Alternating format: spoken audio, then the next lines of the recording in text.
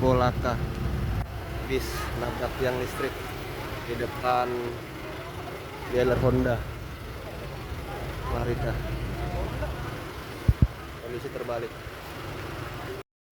Selamat pagi Komandan, mohon izin dilaporkan untuk situasi arus lalu di TKP bus terbalik. Sementara kita bikin kontraflow karena trafo kabel melintang di jalan. Untuk supir bis, alhamdulillah selamat, penumpang nihil dan izin. Personil lanjut pengaturan.